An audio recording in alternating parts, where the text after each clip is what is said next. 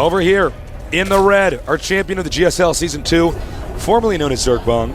He has now changed his ID to a delicious drink that's called... I am NesTea.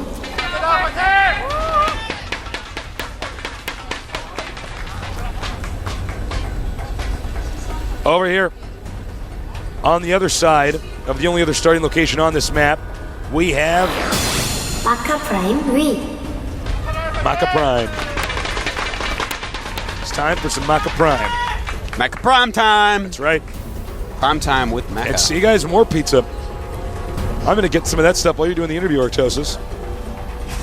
I'm going to enjoy it too. I wish I had a nice life like you, Tasis. I have a good life. Yeah. I'm so bitter right now.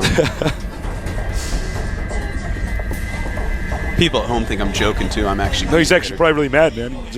No cheese pizza for him. It's funny because you like cheese pizza, but you hate it when you get cheese in the game, you know? It's interesting. I got nothing. I got nothing right now. Can we actually rewind time, please? Can we get John to spin the Earth backwards? Like, probably could. I think I can do just about anything. I know it. Oh, it looks like he's going to put an eBay over here to block up the hatchery from being planted. Very popular, very good move.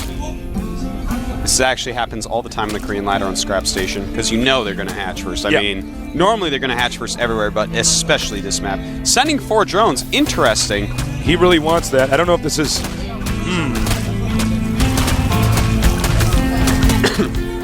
He's hurting his economy quite a bit. Yeah, I think he expected to kill the SCV much quicker. Yeah. Mac Prime is doing such a great job of microing that SCV. Yeah, jumping him on, jumping him off. SCV doing the hokey pokey to put together this eBay. No, nice. A second engineering bay. Heck yeah, he had it placed in such a way that he could actually do that. And our Terran player is just going to cancel these anyways. I think this is a big mistake by NesTea to send all these drones here. Yeah, he definitely wanted that hatchery up. I actually, right now on this map, I'm testing when people do that to me, making a hatchery in between the 2 bases, just to get creep out there and kind of block Hellions and stuff, because that's a great follow-up to that build. But anyways, pretty interesting to see what Maka is doing here, because he is going for a command center. So he's going to go ahead and expand quite quickly. Will it be for the island, or will it be for his natural expansion? Let's find out. SCV in here. He's going to get some scouting done.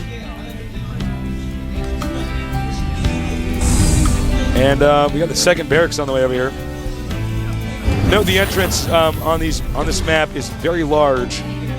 So you got to be very careful to not let a ton of units just get up there at once. It's not like Lost Temple where you have this small choke. And what are we going to see over here, I wonder? Yeah, I'm curious. SCV is very happy with where he is. This is, well, he might just be keeping it there to scout later on. That's always a possibility. The expansion is only just now going to finish.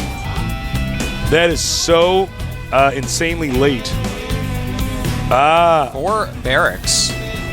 Insta 4 barracks. I think we're just going to see that timing attack that we've seen basically every game so far. Yeah, Marauders I think so. and Marines, it's so popular right now. Well, you know what's funny about it is you don't get gas right away. Yeah. You get the gas much later.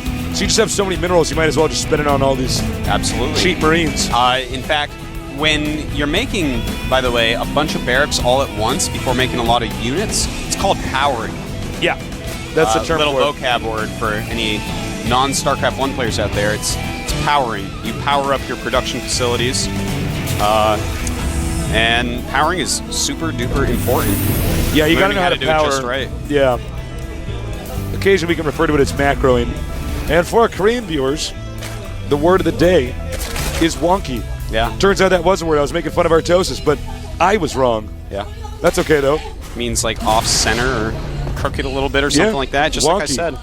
I am so smart. Now, yeah, I was wrong, Artosis. I'm sorry I made fun of you. It's okay. But it's okay. Tasteless is human. Even though Tasteless talks in third person, he's still human. Now, we do have Zergling Speed just finishing up, Stim and Combat Shields being made, and NesTea sacking this Overlord. Going to scout out as much as he possibly can. Sees a Marauder with the Marines already, and he's obviously going to be able to easily see those 3 barracks out front. In fact, he's already seen them, so he's going to know exactly what's going on. And I think we're going to see him produce a ridiculous amount of units right now. In fact, he is getting the Baneling Nest, which is going to be quite important. Has already laid a creep tumor out there. In fact, has a third queen to make sure that his creep gets spread quite well. And he's going to need a silly amount of Zerglings once again. And wow, Excuse me. he gets his drones up so quick. Taste. He's up at 41 drones. Has 16 Zerglings already.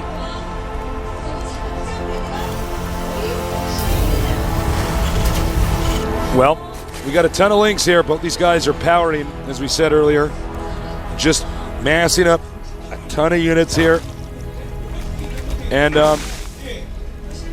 nice. You know what's funny is, like, we made so much fun of NesTea at the start of GSL Season 1 for being bad about creep tumors. Now this guy's like a sicko killer. It's actually completely crazy. By the way, Terran Army moving out now. Looks like he's going to go for the rocks over here. Nope. Oh, nope, excuse me. Zergling. Executing that.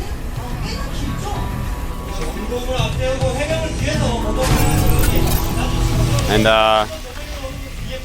well, NesTea, he is making a lot of Banelings right now, Tasis. Baneling's speed, not quite done, but if he can stall out the attack just a little bit, just like this, this is actually...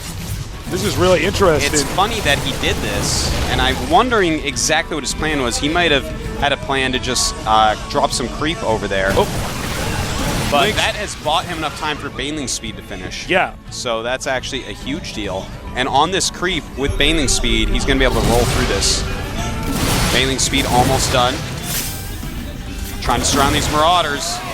Nice job surrounding the Marauders, but the Banelings are coming for the Marines. And there they go! Speed is done! And those Marines going to want to go home. Smartly so. Zerglings. Here they come. Trapping them. May as well let them die to Banes now. Look how low health those are. Yeah, no kidding. They're not that useful anymore. Meanwhile, back here, this is going to be a questionable amount to try to take on. Now, the Spire has finished. Yep, yeah. researching +1. Popping out some Mutalisks. The timings on NesTea are really, really good. Mutalisks, very safe to get on this map. That's why they're called Mutalisks and not Mutarisks. Ooh. Whoa.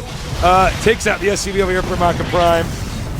And then takes out some more SCVs. Where are the rest of the Marines? There they are, finally coming up here.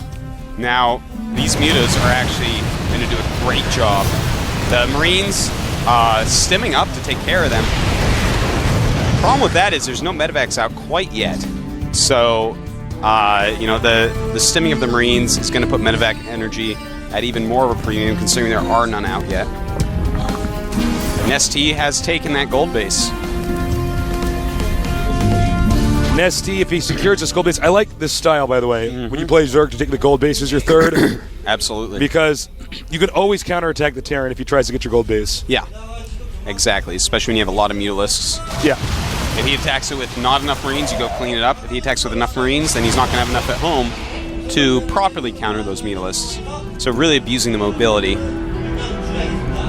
That is the way you got to play Scrap Station. Because once Terran gets that big ground army out and uses the small corridors correctly, it's going to be quite hard for Zerg. But in this part of the game, Mutalisks is going to be all over the map, going to be very hard for Terran to actually block any harassment, as we're seeing here. Marines come out, just fly away somewhere else. But Maka, he's still stimming his entire group, Tasteless. Yeah, he's doing it again. Ugh. See, We're going to have to medevac's sit him getting low down on and energy. just tell him to stim 3 or 4. We're all going to have an intervention with Maka. Yeah. We sit him down, dude. Maka, people are worried about you. Yeah. We care about you, Maka. Maka, you're killing yourself. Yeah. He's sitting there with his stim in his hand. Just gives himself another stim pack. Oh, going to try to make an opening here. Again, another 4 stim here. And notice those medevacs going so low on energy.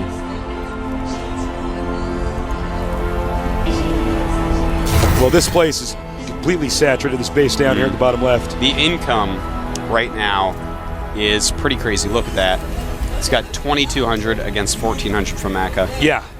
And he's got an extra macro hatch as well, does NesTea. So he is just macroing like a crazy man, getting so many units out. Right now, the supply is pretty close, but NesTea's definitely going to be pulling ahead here. Stim again here from Maka, even after the mutas have gone. Those stim packs apparently are addictive. They just make you better than you are, Tasteless. I know. Feels like I'm walking on sunshine. Excuse me. Now, again, Zerg is doing such a great job with these Mutalisks, just harassing here and there, forcing a stim. I think what NesTea has done is he's read his opponent correctly. Said, okay, you're one of these guys. You're not comfortable with me being in your base. You're just going to keep stimming. Well, I'm just going to kill you inadvertently. He does do that, Tasteless. Continues to stim multiple groups of units now. By the way, lots of Lings and Banelings over here. An expansion almost done. Yeah, the supply is getting pretty out of control right now for NesTea. He was just down at 150. All of a sudden, he is up at 184. And Maka, though, 150 himself. Kind of push through this center area. That's the way you got to do it on this map. And, oh, that Mutalisk harassment is really killing Maka. There is an armory out, though, so I'm sure we're going to see some Thors pop coming out out of that eventually. factory pretty soon. Meanwhile, it looks like Terran is ready to push. Yeah.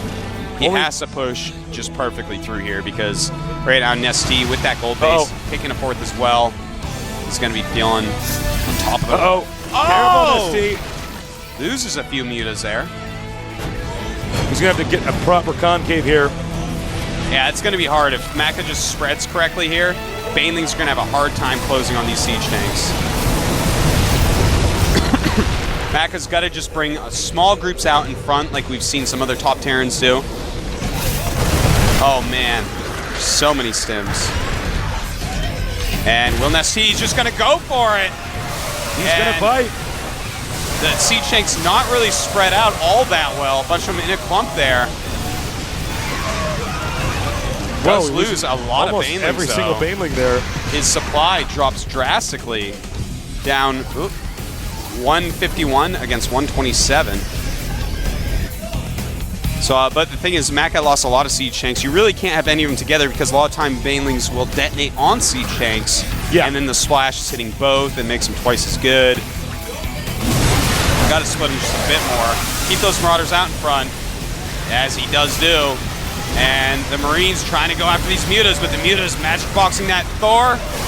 Some more Banelings rolling in.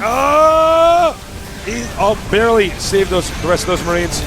I don't know if Maka can last that much longer, though. He's trying to just push through here, but he doesn't have much reinforcements on the way. Meanwhile, Zerg continuing to hatch Banelings. Yeah, you know, right now, it's looking pretty hard for Maka. He did not make a third base this game. So a much slower third coming up. Some Mutalisks are going down. But he's having a hard time keeping up with the macro of NesTea here. You know, he does have that gold base, which is just providing so much income. He has that extra hatchery as well. Well, Maka has maybe a few more minutes left to try to do some damage. Otherwise, this game's basically over. NesTea has just become too big.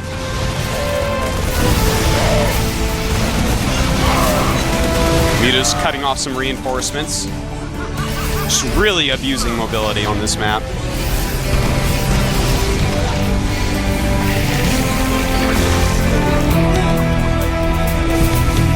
So many Banelings, Tasteless. So many Banelings. Nice job by NesTea, just cutting off reinforcements. Yeah, he just keeps doing it. Terrence only realized he's pushing out, but he's actually just stuck out here with a small group of units. That's right. I don't even know if he should push forward from I there. think Maybe he should, wait a minute. Stop, yeah. But he's deciding to do it, Tasteless. He does have +1 on those siege tanks. Going to help out with the splash damage.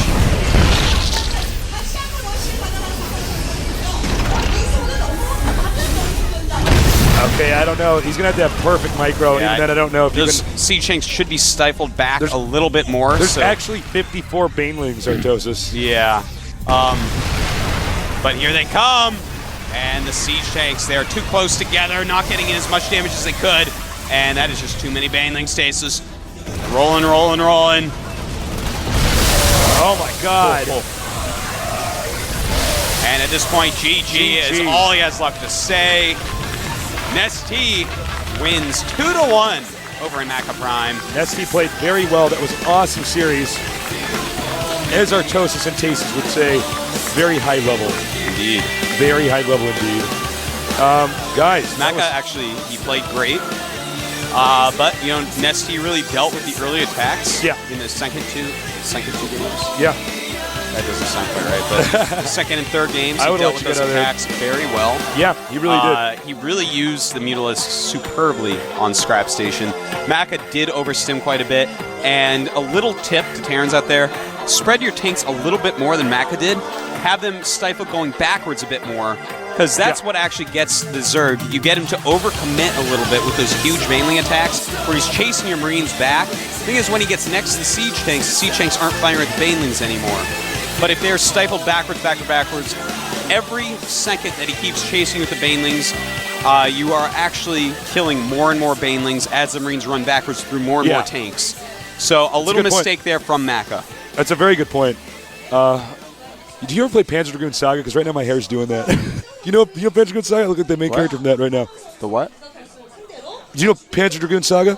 Panzer Dragoon Saga? Oh, you don't know. I thought you played that game. Never mind. I was going to make a joke about my hair. I'm sorry. Google image it. You'll laugh. I ruined it. Anyways, no, I think that game was really impressive. It was a great Your series. tip you just gave there was quite good as well. Yeah. Yeah, I think NesTea, you know what's interesting about his play style is that he doesn't really have any one focal point where I can be like, you know what this guy's good at? Like, unit control. Exactly. Or he's just very well-rounded, very clean. Yeah. Put him in any situation, he seems to be able to get, out of it. He's very resilient. I must say, a couple times now, NesTea has almost been eliminated from this tournament. I know. Different from the GSL Season 2. Yeah, where he didn't lose a game. Up till the finals, at least.